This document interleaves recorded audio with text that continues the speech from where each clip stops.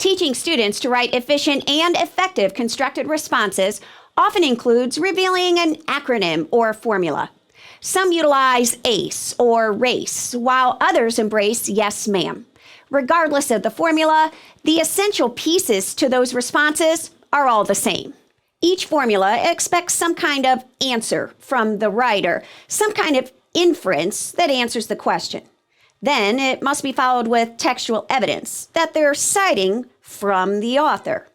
However, each of these final sentences requires explanation to round out the constructed response. It's this final sentence that often causes some trouble for the students and the teacher trying to explain its purpose. We often give students some kind of sentence starter going into this last final statement, and it's something like, "These details prove," or "This demonstrates that," and that students are to finish it. However, what they often do is simply repeat their opening answer. "These details prove what I said in the first sentence." Before I reveal how to get a better final sentence out of kids, let's look at an example of those first three sentences. After reading this excerpt from The Blizzard, students are supposed to describe the main character, Miss Bailey, in this situation, and of course, support their inference with textual evidence. So here's the excerpt. Miss Bailey walked around the room like a general getting her army ready to fight. "Jacob and Henry, turn down those lamps," she ordered. "Mittens, everyone. If you have a scarf, tie it over your nose." When they were ready, she clapped again. "Mr. Carter, open the door, please." Outside, Miss Bailey lined them up. "Mr. Carter, you lead the way," she said. "Littlest boys and girls next. I'll walk with them. The rest of you, arrange yourself by size. Biggest boys at the end. Forward, march." Away they went. So now, embracing one of those formulas, students should restate a couple keywords from the question and then give their inference. How would you describe Miss Bailey? Many would simply say, in this passage, Miss Bailey is a strong leader.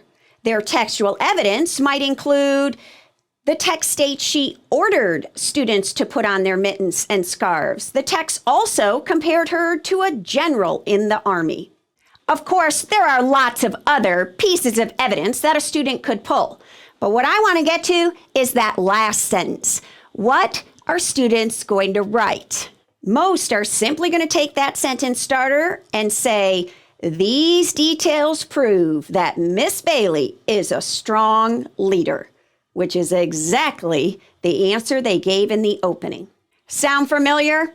That's what a lot of our students are doing. And that isn't wrong, it's just not complete. This final sentence actually has 3 parts to it. And the first part is to restate the inference. But after that, what they need to do is explain their interpretation of this inference.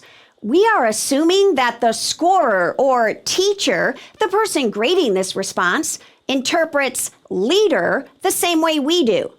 We need to provide them a definition of what we mean by that. You see, students aren't actually explaining their evidence. They're supposed to be explaining their inference. How do these details imply that inference? What do you mean by the term leader? So to put it all together, the students would write this final explanation sentence by first restating the inference using one of those sentence starters, and then using some form of transition or connection, and interpreting or defining what they mean. This is where the because lives. We don't want them using because in the first sentence. We want them simply to infer the answer. Then they go into their proof or their evidence. But now they restate their inference, insert a because or some kind of conjunction, and then explain their meaning, definition, or interpretation of that word.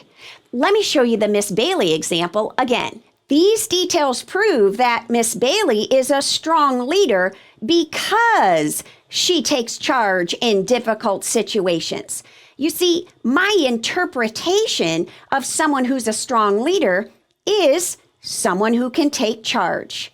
This final sentence explains the inference.